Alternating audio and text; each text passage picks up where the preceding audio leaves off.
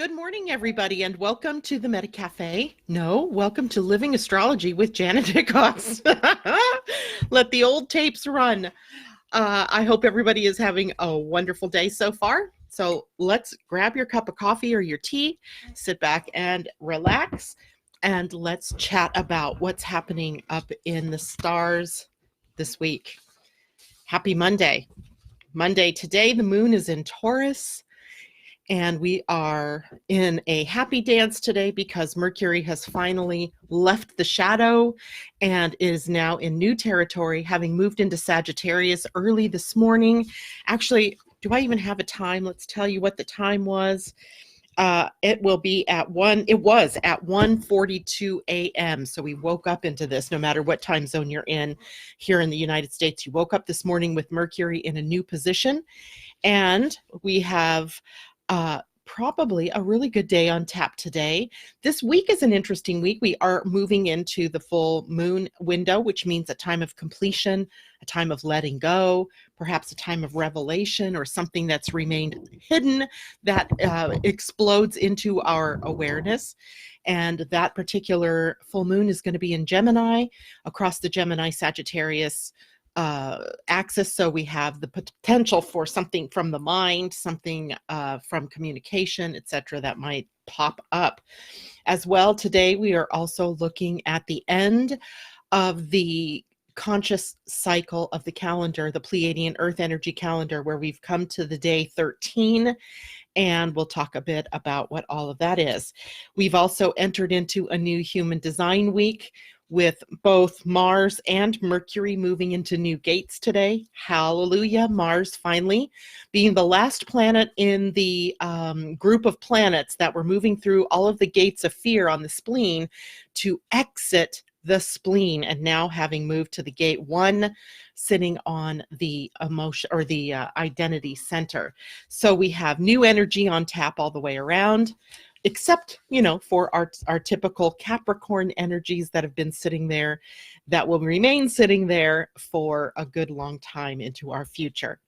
All right, let's say good morning, see who's out there joining us. I see Allison and Londa, good morning, and Ashley Inbernone and Debbie Hedden, good morning, and Allison Dragonetti says, good morning, everyone. Mimi, good morning to you. Marissa, good morning. Tom, what the heck? 2 days in a row that you're up this early? That's awesome. Nice to see you. Marissa says, good morning, everyone. Experiencing some good energy this morning. Absolutely. Amy, good morning. Tom says, I was trying to read what you were saying there, Tom. Snagglepuss exit the spleen. Exactly. He usually says exit stage left or something like that, but he's exiting through the off the spleen. And Amy says, good morning, Karen Devine. I was thinking about you this morning, Karen Devine. And Dawn Goodwin, good morning to you. So, hello, everybody's out early this morning. Let's start talking about what's going on with the moon today. The moon in Taurus will turn void, of course. It seems like it just moved into Taurus, but it didn't. It was actually yesterday. So we've had a day and a half or so already of Taurus energy. And the moon will move void at 5:13 p.m. East or West Coast time. So 8:13 for you all on the East Coast, and we'll stay that way until 8:48 tomorrow morning, my time, so 11:48 for you all on the East Coast, in which time then it will move into Gemini, and then we have the energy of preparation for the full moon the very next day, which actually happens at night. That's the first time, I think, in a while that the full moons actually happened at night, and where maybe I can even go outside and see it. I doubt it. It looks like it's going to be a rainy week here, but maybe for a moment the sky will clear and I can see that full moon as it's in the sign of my own sun. And anyway, let's take a look then at what some of the energies of the moon in Taurus bring to us, as Taurus is a very much a grounded earth sign.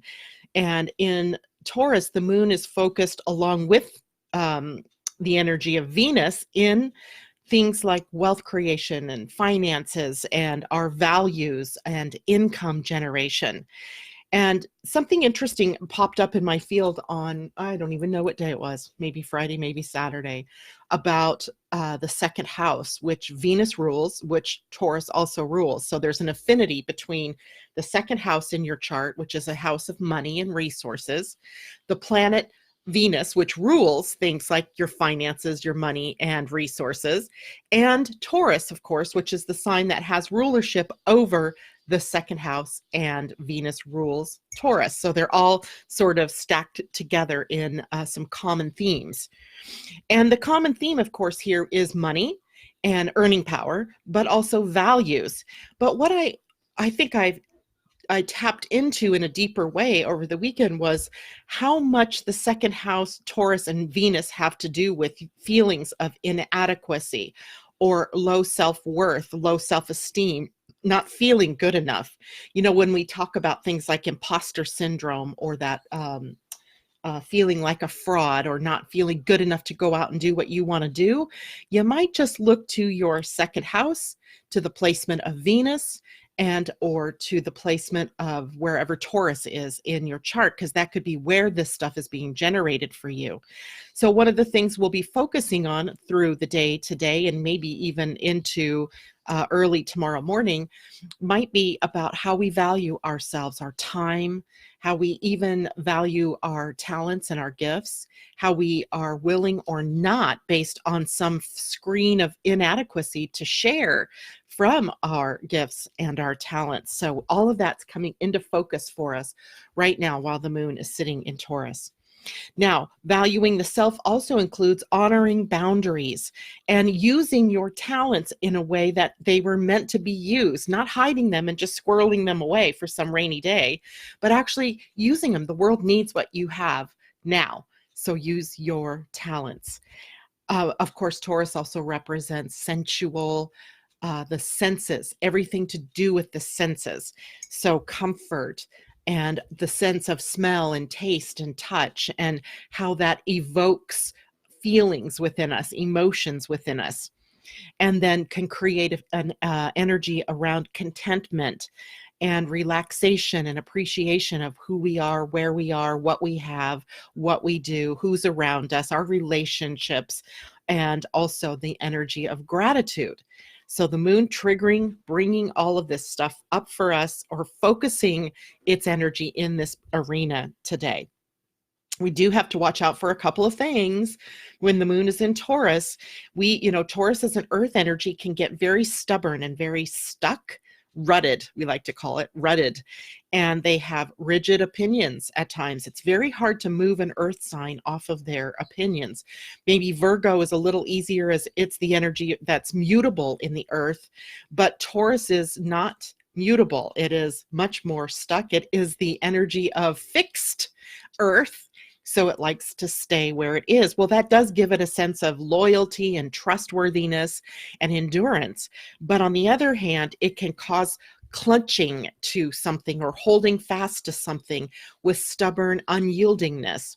So we have that energy along with sluggishness and laziness. There's a bit of laziness that comes up with Taurus, as in, what does the bull do, right? If you ever watch a bull in the field, until it gets stirred up or instigated in some way, it doesn't move very quickly, and it will stay the course. So sometimes this is kind of where we get that feeling of things are stuck or not moving when we get into Taurus. All right. Colleen, good morning. Petra, good morning. Great to see you ladies out there as well. Let me just quickly put in here that, remember, on Wednesday is the Astrology of 2020 webinar. If you have not signed up for it yet, please do. You're going to want to know all the juicy tidbits for 2020, what to expect, how to be prepared, etc. And then you will also want to, if you're a member of the Academy, you'll still need to register for the class so that I know who's going to be there, because only 100 people can be there live. So that's why it's so important to get registered And then if you do register and you're not able to attend live, as soon as the show is over, then it begins to get produced into a video recording so that you can have that after, so that you can re-listen to it again, see the slides again, etc. And you'll want to stay tuned to the very end of the broadcast that night, because there will be a special offer made for those of you who attend live. Okay, now let's go on to what we can look at for the week ahead. What are some of the things that we're watching for? Well, Monday, today, we have Mercury moving into Sagittarius, and we're going to want to talk a little bit about what that means. Wednesday, we have the full moon in Gemini at 9:13 p.m. West Coast time. So that's going to be just over into midnight 13 for you guys on the East Coast, which makes it Thursday early morning as opposed to Wednesday afternoon, evening for us. Friday, we have some pretty interesting transits happening with Mars in a trine to Neptune and Venus in an opposition to Pluto after coming off her opposition to Saturn just the day before. So we have a little bit of crazy, intense energies as we get to the end of the week. But for the most part, it's not that bad of a week. I like this, right? Even though there are some things changing and what have you, it's nothing that we aren't already familiar with. So I meant to check where the moon will be all week. So we have her in Taurus and then Gemini, and then we do at the end of the week get her into Cancer, and at the end of the weekend into Leo. So you've got to watch for Thursday, Friday, and early Saturday, because those days are when the moon will be in Cancer, which puts her in an opposition to all the planets now making their way through Capricorn, because Cancer and Capricorn make up an axis of energy. So even though most of the week is probably pretty good, that end of the week could be a little bit challenging for some of us. It might be emotional. There might be a lot of emotional stuff that we're hearing in the news. Out of our control, right? Out of our control. The only thing that we get to control is how we respond to what shows up, how we monitor our thoughts, and how we monitor our own feelings, or let our feelings guide us into changing our thoughts, changing our reactions, etc. Let's talk a bit about Mercury in Sagittarius and what we might expect. Mercury's in Sag through December 28th. December 29th, he'll move into Capricorn, joining the party in that very earthy sign.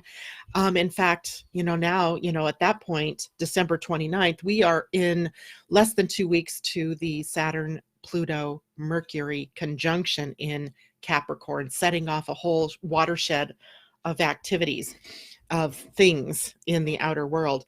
But you know what? We're not new to this, right? The things that are coming up for us as Mercury moves through Sag and prepares to move into Capricorn are not energies that are new, because we've been dealing with this since about April, maybe even a little bit earlier, of 2019, as we were beginning to recognize that planets moving through Cancer were contributing to the nodal axis and contributing to Saturn and Pluto's degeneration and regeneration energies. So there's nothing new here on tap.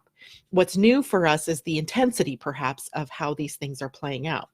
But before we get to that, we do have Mercury moving through Sagittarius, which is all about focusing on the mind and communication. And our thinking then shifts from Mercury in Scorpio, that was deep and intense, looking at the underbelly or deeply diving into the mind or communication, to the width of our mind and of our communication. So Scorpio goes deep, Sagittarius goes wide. And so our shifting mind and communication helps us to see things in a new and maybe different, maybe exciting way. Mercury in Sagittarius is curious and is driven by ideas and the thought of sharing them with other people. It's possible during this time, whether it's you or someone else, you may be engaged in blunt talk.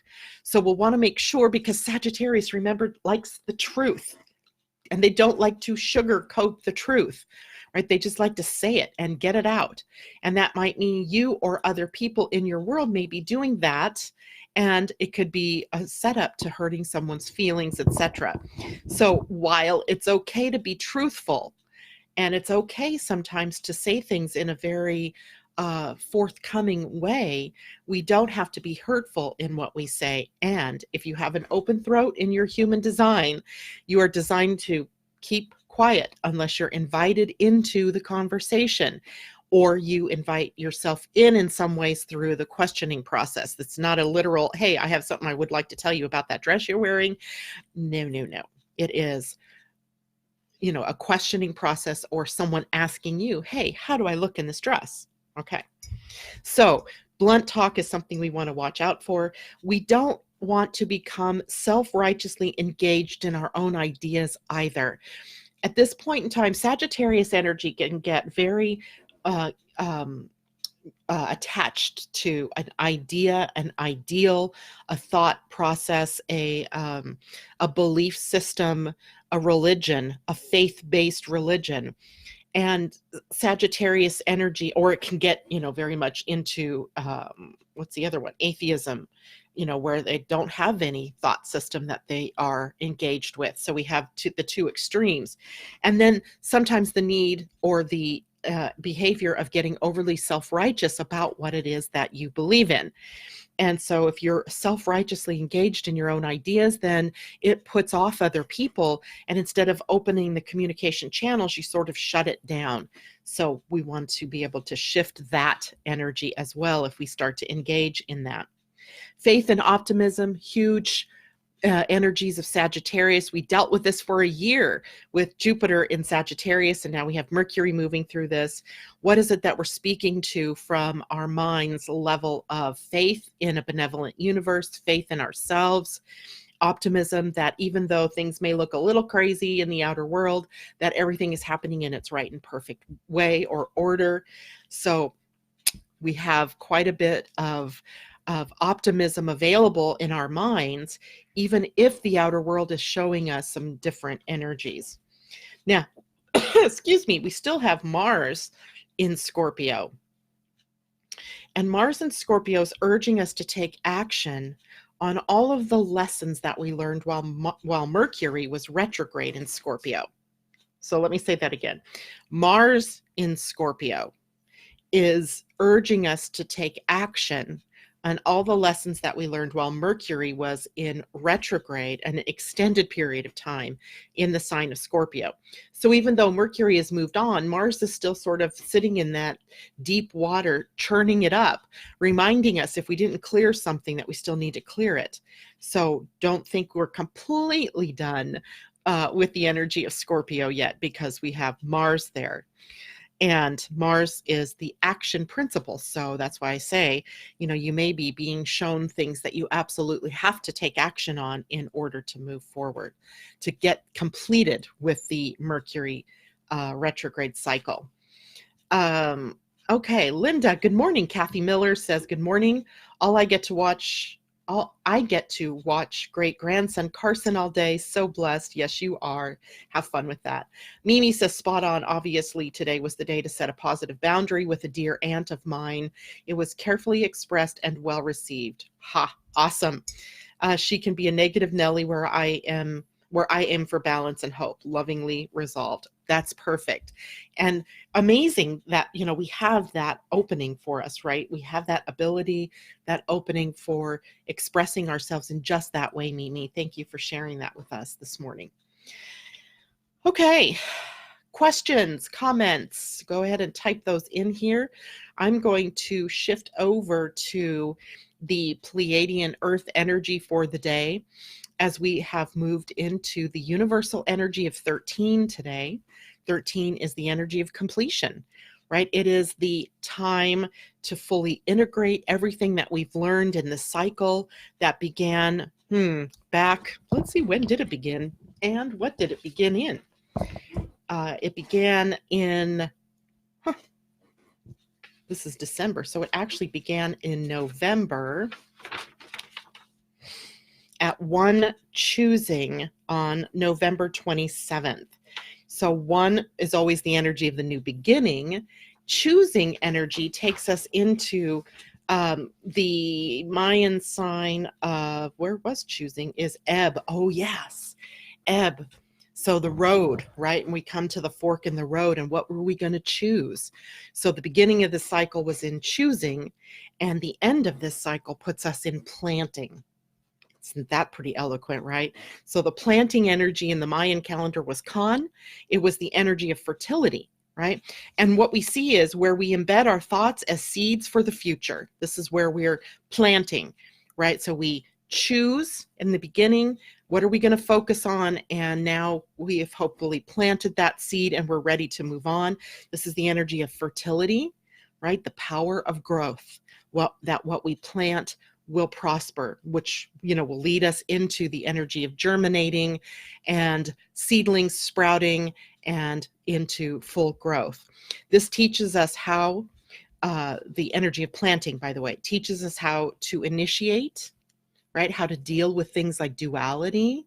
This is the fourth sign in the earth energies. So it comes to a sort of foundation point, like a pausing point to allow everything to germinate, to really kind of come to the surface, to establish a pattern for growth that will occur in the next part of the cycle that we're moving through in the earth signs.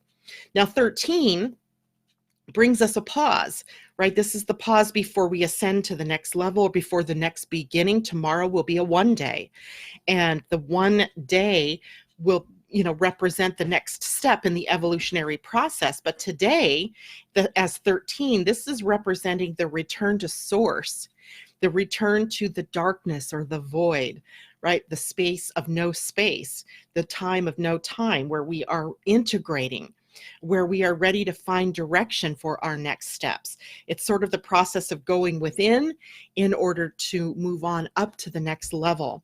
So the energy of 13 and the energy of planting prepare us for what comes next, for the next evolutionary step. We're going to have to spend some more time with the Pleiadian-Earth energy this month in particular, because this month and into early January, because we're moving into a collective shadow period as we end the month of December, end 2019, and enter into a new decade, enter into 2020 and the month of January. So we have shadow energy that collectively is on the rise, like plastered all over our faces, where we have to absolutely look at it and work with it. And it's an extended period of time. So we don't get to get through it in just 1 day. It's a shadow period that lasts somewhat, a couple of weeks at least. Actually, let me tell you here, it lasts, from December, what am I doing here? So from December 26th through the end of the month, and I'll have to get the new calendar to see where we go in January. And in January, we're in the collective shadow through the 14th. So from December 26th until January 14th, we are in a collective shadow period with a lunar eclipse in there, and a solar eclipse in there, a lunar eclipse in there. So the eclipse season tends to bring up the shadows, brings up the past, and it's really going to be likely a crazy beginning and crazy ending and crazy beginning to the new year. Okay, but all for a purpose, right? This isn't just punishment for not behaving or, being a bad human. This is, it looks like all those people out in the outer world are doing something wrong. It looks like maybe we haven't been doing the things that are correct for us, but it's all an illusion, because everything is all perfectly ordained and perfectly in alignment with what is happening on the evolutionary field, which is our preparation for an evolutionary leap, as our DNA is being prepared even in the process now for that evolutionary leap. We don't always see what's happening superficially. We certainly don't see what's happening on a day-to-day basis. Even we don't necessarily see what's happening. But if we look back over time, then we see how everything had its right and perfect expression. And don't forget this. This is another piece that I think I even forget sometimes as we're going through this, hellish looking outer world sometimes, is that when the Mayan calendar ended in 2012, which I believe it ended actually at the end of 2011, and I get that from Carl Kalaman, October 29th, 2011 was the actual ending of the Mayan calendar. And I don't want to get into all of that right now, but at that point in time, it wasn't the ending like the world is going to end. What it was the cutting of the puppet strings that had held us to an evolutionary path that was not of our own making. It was literally at that point in time where we became fully the co-creators with Source of what's happening on the planet. And in that, we're still babes, right? We're still these infants in terms of co-creation and what that means. Now, there are people on the planet who've been, telling us this information for quite the while. So it's not that the concept of co-creation is new, but the responsibility of co-creation is what is new for us. And as we know, when we give our children new freedoms, when we give our teenagers new freedoms, the first impulse is often to blow it in terms of the responsibility of that new freedom.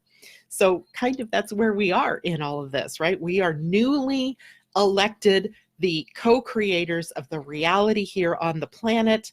And right now we're mucking it up a bit.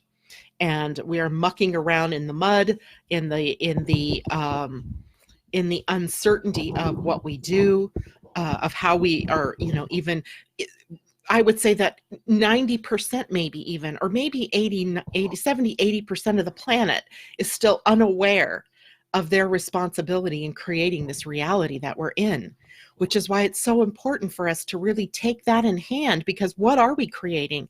Right now it looks a bit nightmarish, right? It feels like a bad dream that I can't wake up from some mornings or some days, right? When you look at things that are going on. So it causes us to need to change our focus. And our focus, when we begin to consciously change it away from the nightmare over to the beautiful dream, takes us into the creation of that beautiful dream and away from support of the nightmare. I hope that all makes sense to everybody, because, to believe that you're not creating any of this chaos is really irresponsible of us, right? So we have to remember that every thought and word and deed that we engage in has the purpose of creating a reality. And what reality do you want to support? The one that is polarized, full of division, where people, do the most dastardly things to one another? Or do you want to focus on the high side of what happens when humans come together with love and with support and in a common goal, in a synergy, which is a word we'll look at for this week? So it's up to us. It's up to us. Mimi, great, spot on. She has this opportunity to express herself to someone that she dearly loves, and she had a choice. I slam the door on that person, or I cut them down to size, which there's planetary energy at the gate 10. The gate 10 has Jupiter sitting at it, which is the verbal gunslinger possibility, or is it the most empowering, beautiful voice, right? We can choose.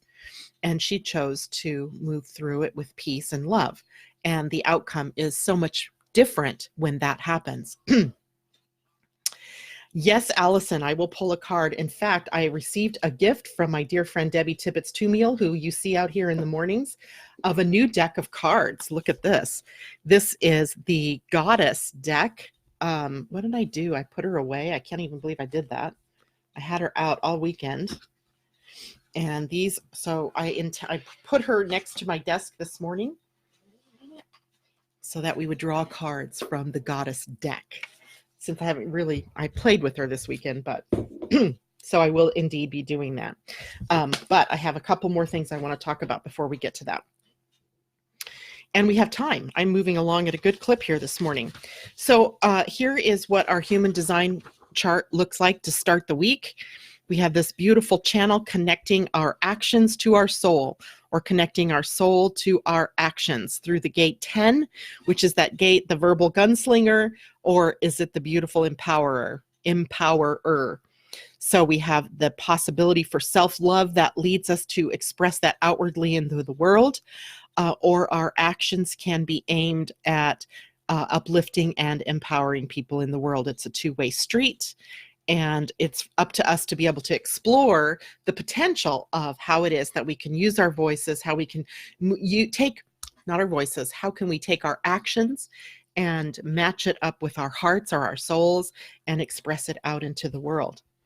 Now, the sun this week moved into the gate 26, which is on the will center. It is right here, circled, and it's hanging on an open will center.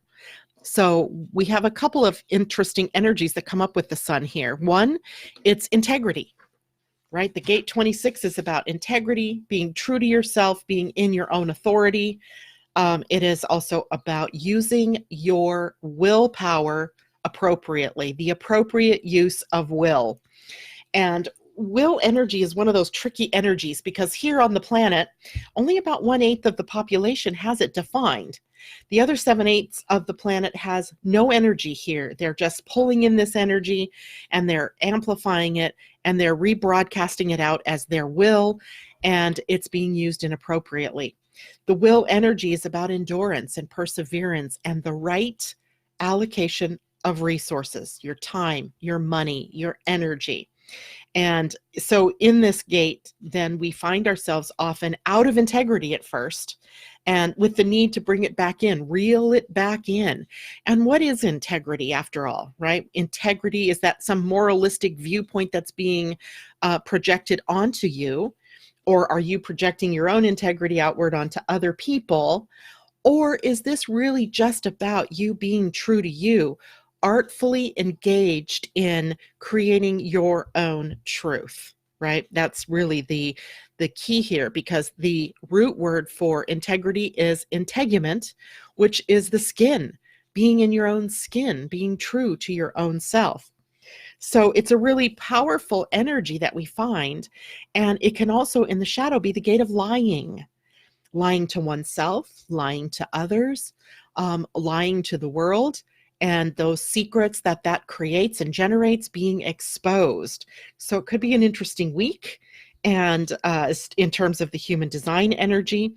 And how is it that we want to use our will? Well, this shows where we try to push things into happening instead of allowing things to happen. Using your will incorrectly is when you push, and using your will correctly is when you allow, right? That you use your energy to move outward when it's appropriate, and you move your energy to inward when it's appropriate. So it's sort of like breathing, right? The in and the out breath, the in and the out breath. So we have all of that to be thinking about with the sun, and the sun is being challenged then by the earth, as we know. In Gene Keys, you very so clearly see how the earth challenges the sun to evolve, right? We're challenging your identity, your personage, your personality to evolve. And that is the earth sitting at gate 45, which is the gate of the CEO, right? The naturally born leader, your own natural leadership. The gate 45 is interesting because it sits on the throat center. So it's seeking expression. And it's hanging on the throat center right now. It's not connected up. The throat center is definitely not turned on by this, thankfully, because the only place it would get turned on is at the gate of control. And that would be our trying to tightly control things instead of being open to what happens here in the 45. When we allow synergy as opposed to dominance to enter into the picture. So the 45 is one of the older gates in the human design system, in your human design energetic template, let's call it, in that the 45, remember in your history or your anthropology classes where you learn about humans, in the very beginning, we were a hunter-gatherer society. And that meant that everybody, every part of the tribe or every part of the family had a job assigned basically to help support the tribe. And that was the women typically were the gatherers, and the men usually banding together and hunting for the tribe. Then the food and the spoils of the hunt and the gathering comes back to the tribe, and then it was distributed out. Well, over time, that ends up morphing into a sort of dominance, a hierarchy. And so here we have in this gate, this dominance through hierarchy, where there's an appointed leader and the self-appointed possibly even, right? And it sets us up to be dominated. And as an earlier communal tribe, it might have served its purpose to keep the most members safe. But it also led to, if I'm the leader, I get more, right? I have a bigger share of the prize, or my family gets the bigger share of the prize.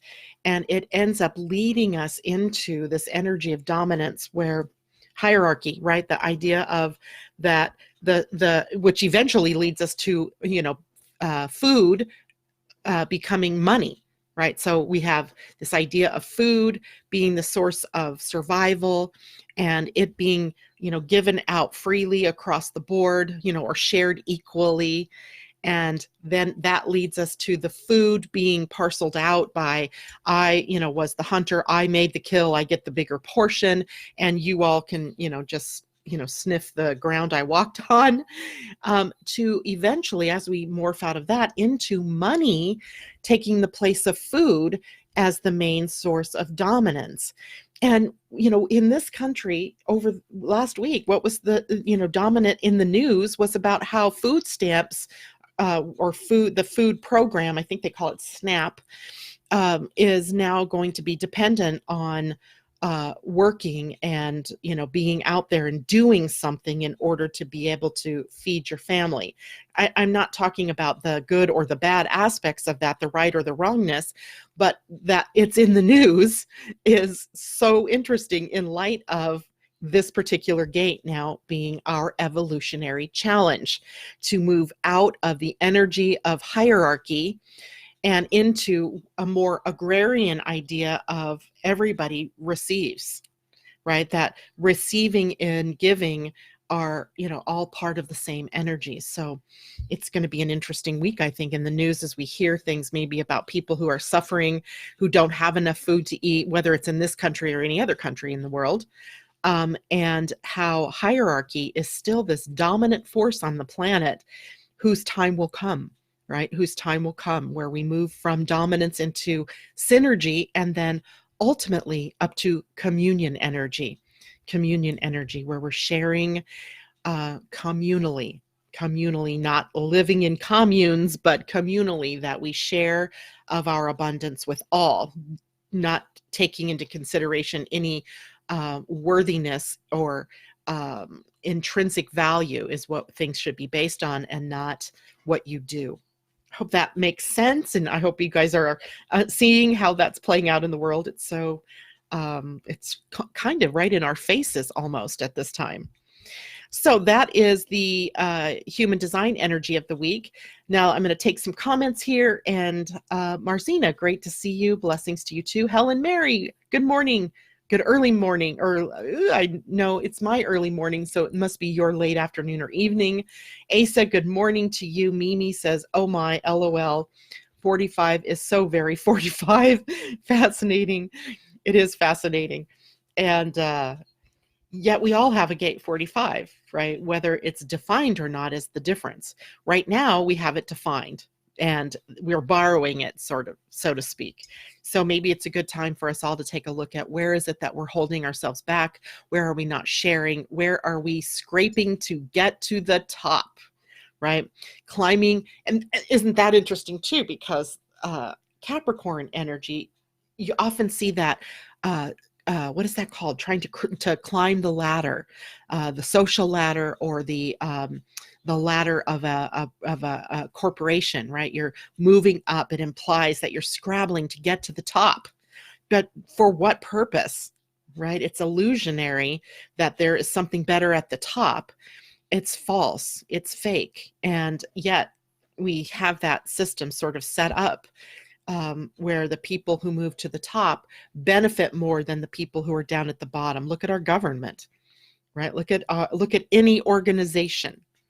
That's how it works. There's a leader up here, and then it all comes down. It's that pyramid scheme of something here is, it's like, it makes me, it reminds me of Reagan and his freaking trickle down economics, where if we do what, if we support the corporations and the billionaires, then that money trickles down to us down here. How's that working for you? I don't think it works, right? Because it implies that these people up here deserve more than these people down here. And that's a false illusion. That's a false reality.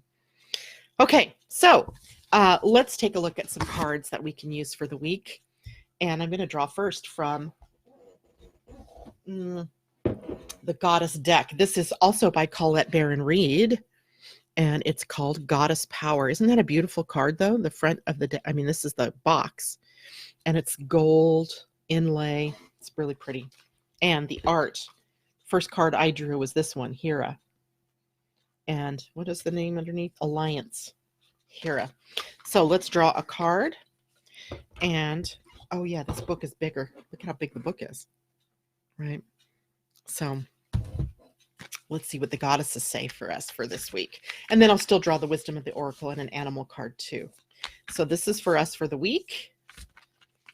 And no, Asa, you didn't miss us at all. We're still here. We're still here. Okay. Oh, we have two goddess cards, and I turned them around, but this deck also does things via protection if it's upside down. And we have Mama Killa, the moon, right? And she's card number 32. And Mama Kocha, which is water, and she's card number 33. So we have neighbors here, Mama Kocha and Mama Killa.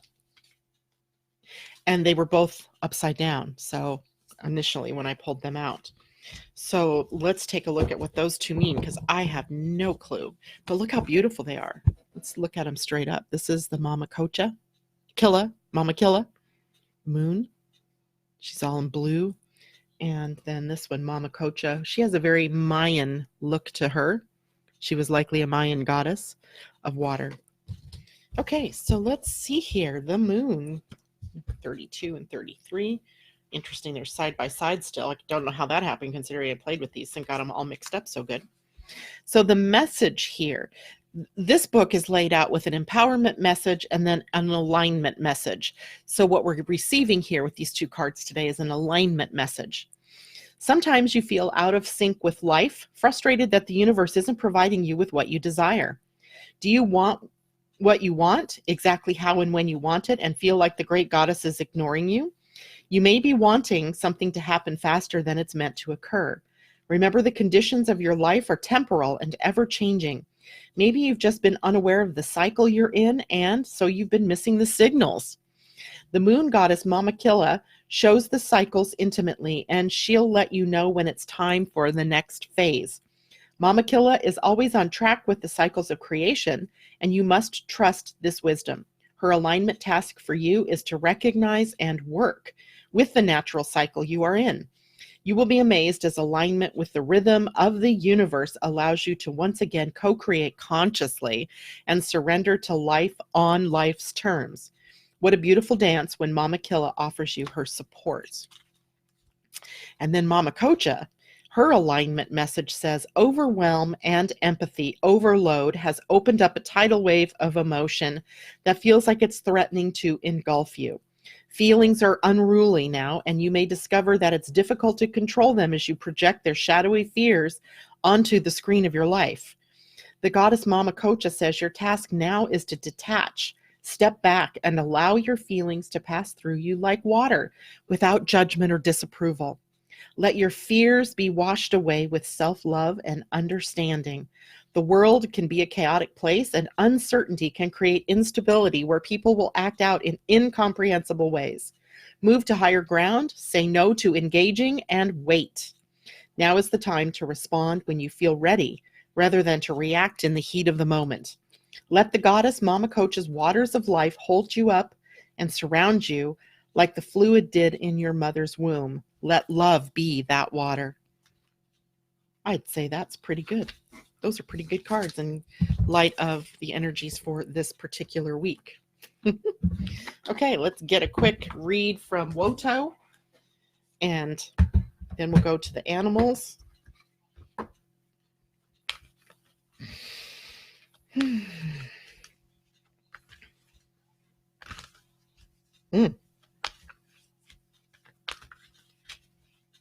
This one, okay, you want to come out. Gotcha. 2 cards come out. Flexible and round and round. So round and round is on top. It was the first one. Look at that spiral. Isn't that sort of like our Pleiadian-Earth energy? It is the card number 25, which is a 7, so it has spiritual energy attached to it.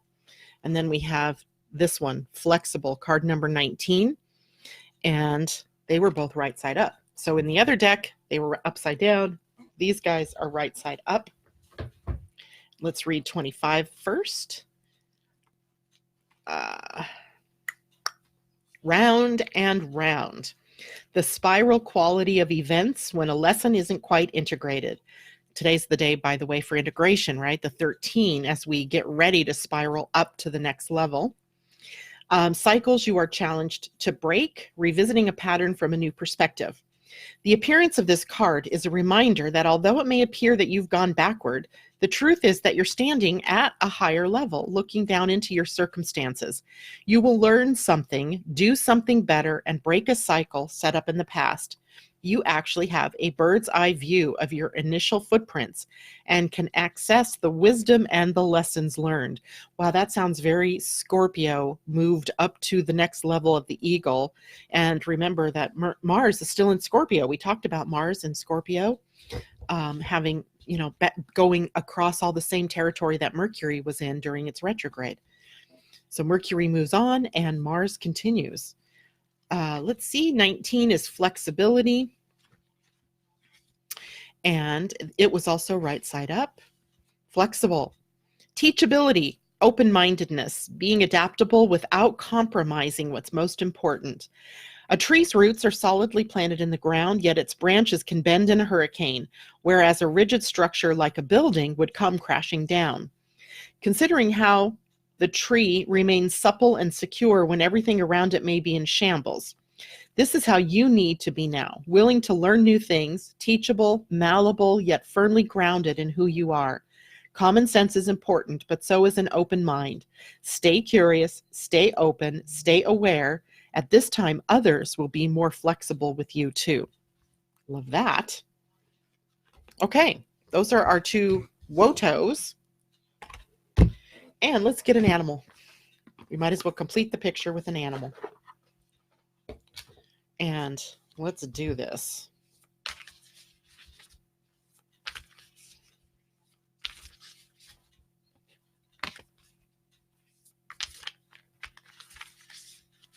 These guys are still so slippery.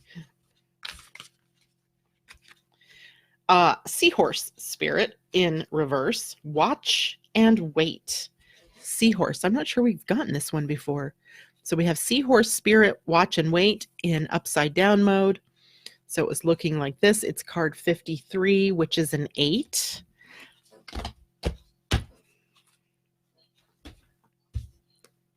$53. No, that's Stag. 53 is further back.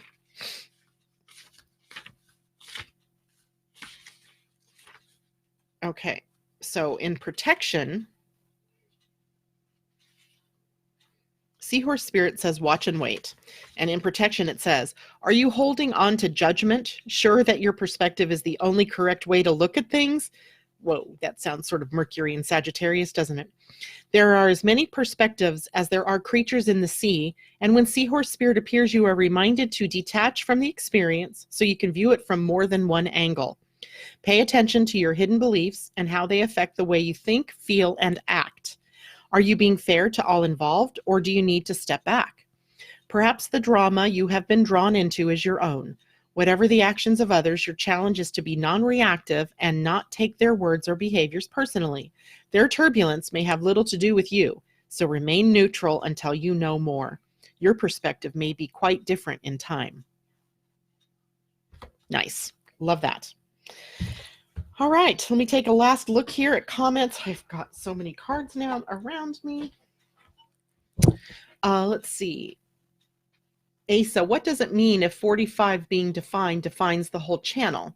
Well, now it means that you have the energy of the complete channel of prosperity. That's what that channel is about, using the energy, Asa, of the 4521 to really put money to work for you, to put your resources to work for you and not them to work you.